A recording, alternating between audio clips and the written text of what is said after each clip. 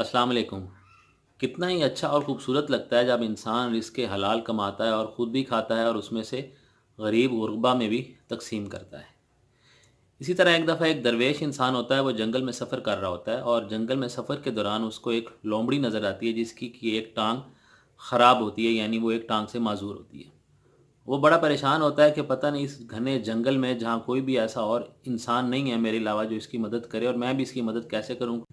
کیونکہ یہ ایک درندہ صرف جانور ہے تو میں اس کی مدد کیسے کروں۔ درویش بھی ڈر جاتا ہے، لیکن ساتھ ہی اسے ایک خیال آتا ہے کہ اس جنگل میں پتہ نہیں اس کو کھانا پینا کیسے ملتا ہوگا، کیونکہ یہ خود تو ٹانگ سے معذور ہے، شکار نہیں کر سکتی۔ ابھی وہ درویش یہی سب کچھ سوچ رہا ہوتا ہے کہ ایک شیر آتا ہے جس کے منہ میں ایک گیدڑ ہوتا ہے، اور وہ اس کو کھاتا ہے، اور کھانے کے بعد اس کو جو باقی بچ جاتا ہے اس کو چھوڑ کے چلا جاتا ہے۔ جب وہ شیر وہ گیدڑ چھوڑ کے چلا جاتا ہے تو باقی جو گیدڑ بچا ہوا ہوتا ہے وہ لومڑی کھاتی ہے اور اس کا پیٹ بھر جاتا ہے۔ درویش سمجھتا ہے شاید یہ ویسے ہی ہوا ہو، یعنی ڈیلی کی یہ روٹین نہ ہو۔ وہ یہ دیکھنے کے لیے ادھر قیام کرتا ہے۔ جب وہ قیام کرتا ہے تو وہ دیکھتا ہے کہ اگلے دن پھر یہی ہوتا ہے کہ وہ شیر آتا ہے، اسی طرح گیدڑ لاتا ہے، ادھر کھاتا ہے خود، اور باقی کا جو گیدڑ ہوتا ہے بچا وہ وہیں چھوڑ جاتا ہے اور وہ لومڑی کھا لیتی ہے۔ وہ درویش بڑا حیران ہوتا ہے کہ اگر اس لومڑی کو اس جنگل میں اللہ تعالیٰ کی ذات رزق دے سکتی ہے تو میں بھی اب چپ کر کے بیٹھ کے ہی کھاؤں گا، مجھے بھی اللہ تعالیٰ کی ذات رزق ضرور دے گی۔ وہ درویش واپس جاتا ہے اور جا کے چپ کر کے اپنے گھر میں بیٹھ جاتا ہے۔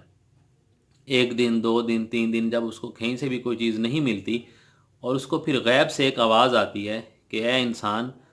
اگر تو بھی یہی چاہتا ہے کہ تو بھی معذور ہو جائے اور تجھے بھی کوئی آ کے اپنا بچا ہوا دے تو ٹھیک ہے، یا پھر تو یہ چاہتا ہے کہ ایک شیر کی طرح تو بھی خود کمائے اور اس میں سے خود بھی کھائے اور لوگوں کو بھی اس میں سے حصہ دے، کیا ہی خوبصورت ہوگا کہ تو خود کمائے اور خود بھی کھائے اور لوگوں کو بھی حصہ دے۔ تو ہمیں یہ چاہیے کہ رزق حلال کی تلاش کرنی چاہیے، بجائے اس کے کہ ہم شارٹ کٹس دیکھیں، ادھر سے پیسے آ جائیں ادھر سے آ جائیں، کیونکہ کہ جو شارٹ کٹس اور اس طرح کی آمدنی ہوتی ہے جو کہ حلال نہیں ہوتی، وہ پھر جاتی بھی اسی طرح ہے جس طرح آتی ہے، یعنی جتنی جلدی آتی ہے اتنی ہی جلدی جاتی ہے، اور انسان طرح طرح کی پریشانیوں میں، بیماریوں میں مبتلا ہو جاتا ہے، اور وہ جو رزق حلال نہیں ہوتا وہ ان بیماریوں میں اور ان پریشانیوں میں سارا ضائع ہو جاتا ہے۔ کوشش کریں کہ خود کمائیں، رزق حلال کمائیں، خود بھی اس میں سے کھائیں اور دوسروں کے لیے بھی، یعنی غریب غربا کے لیے بھی اس میں سے حصہ نکالیں۔ Thank you so much.